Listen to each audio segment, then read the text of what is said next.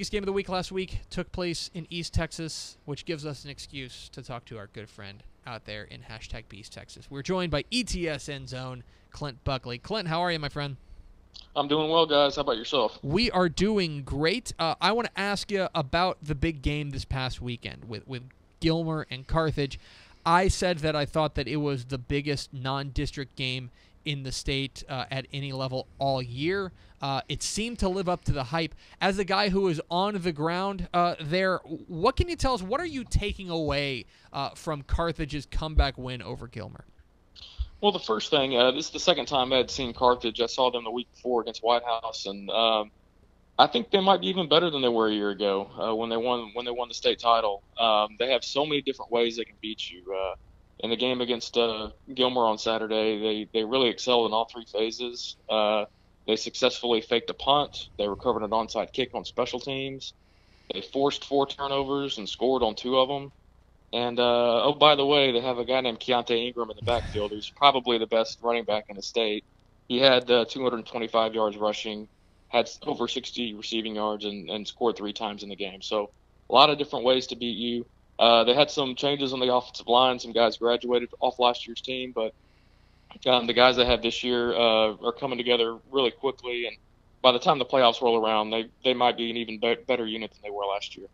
Let's go to the other side, though. Gilmer jumps out to an early lead, protecting the home field. They're unable to hold on, but I think it's fair to say that they gave a very good effort in this game.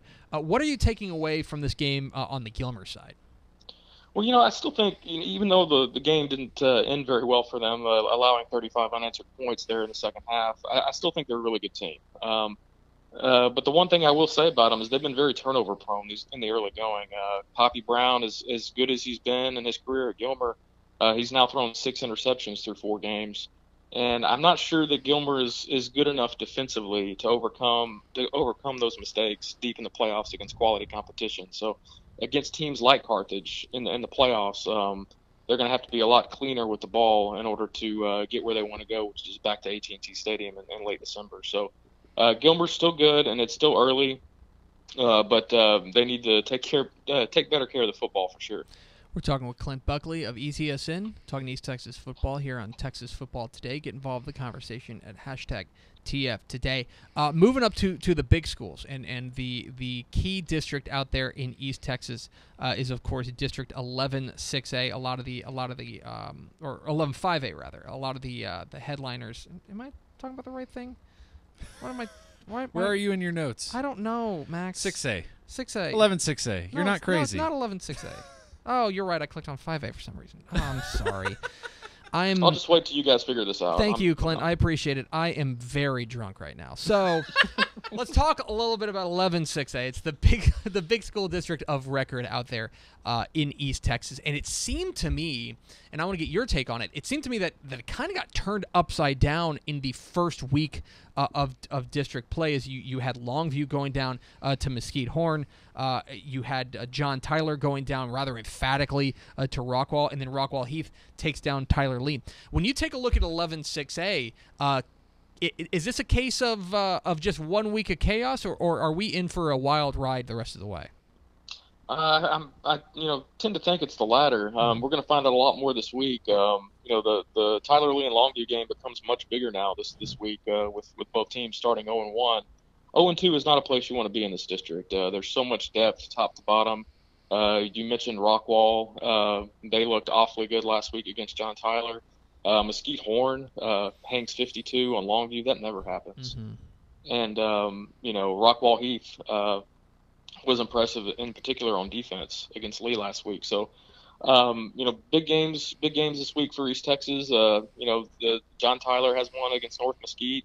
North Mesquite has been very good through the first 4 weeks of the season. So, big game for East Texas is Lee Longview. I mean, you don't want to you don't want to start off 0-2 in this district. And John Tyler really needs to bounce back because they really just didn't show up against Rockwall. 200 yards of offense only, and then they allowed 48 points without even turning the ball over. So it was a thorough beating on both sides of the ball that John Tyler experienced last week. So East Texas is going to have to be much better this week, that's for sure, if they want realistically challenge for those playoff spots in 11-6A. Yeah, because the DFW side really got the better of it in the first week of district play, and you're exactly right. Starting 0-2 in that district may just be a death knell, which seems crazy that it could be week 5, at the end of week 5, and all of a sudden you're really scrambling for playoff position. I want to ask you about some surprise teams, because this is a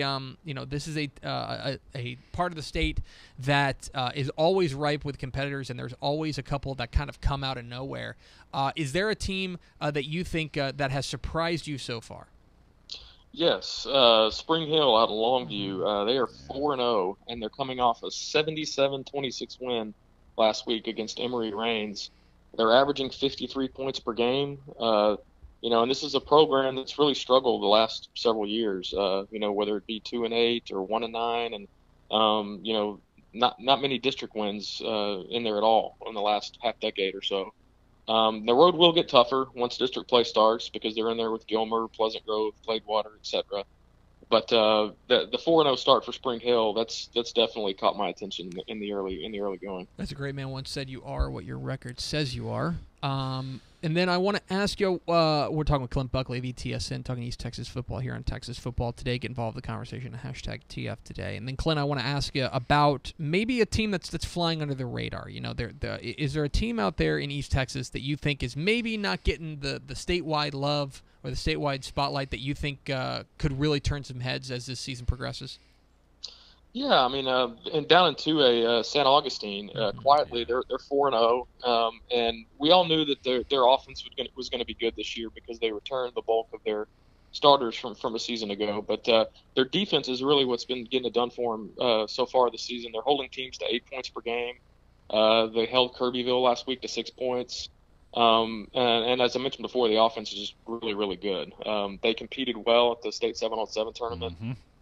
And they were playing against much bigger schools. Mm-hmm. And they have a quarterback, their head coach's son, Marty Murray, his quarterback. Gavin Murray is a good player, and of course they got a good running back in KJ Davis, and their go-to receiver, 6'4", Quintivian Borders. Just a really good all-around team down there in San Augustine. And they're in a tough district, though. They've got Carlisle, who's also 4-0, Alto, and Joaquin as well. So, but I do think San Augustine has the pieces to not only win the district, but also make a little run in the playoffs in a very tough region. And the other thing about San Augustine that's interesting to me that has always popped off the page is that this is not a program that traditionally starts hot. 2020 last year they started 2-2. The year before they started I believe 0-3 to start the year, and then the year before that they started 0-3 as well. So if they can get out to a hot start, then all of a sudden they could very much turn that district upside down there in 2A. He is Clint Buckley of ETSN. Follow him on Twitter at Clint Buckley. Clint, appreciate your time, my friend. And next time we're out there, we'll make another trip to Stanley's. Yeah. Well, if Max is buying again, I'm all for it. Listen, you got it, buddy. He's the money man here. Hey. Appreciate it, Clint. All right, thanks, guys. There he goes. Clint Buckley, ETSN.FM is where you can find his fine work. Everything you need to know about East Texas football.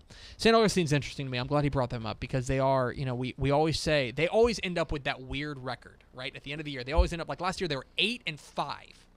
8-5, which means they made the playoffs 6-4, and then cruised through into the regional semifinals. Yep. So, for me, the fact that they're starting hot is not nothing. There's some teams that they always start hot. Okay, whatever, that's fine. Not them. Yeah. This is against the grain. There's about 3 or 4 teams that Matt Stepp was really kind of his little off-the-radar sleepers that he's in love with, and San Augustine is one of them. He's really excited about him. Marty Murr, we talked to him at 7-on-7. He was in really good spirits. He was proud of how they were playing, like Clint said, against much bigger teams in 7-on-7. So it should be a fun team the rest of the way. It should be a fun team, and, of course, East Texas always fun to keep an eye on. So we appreciate Clint Buckley for hopping on with us, and we appreciate you for spending part of your day with us.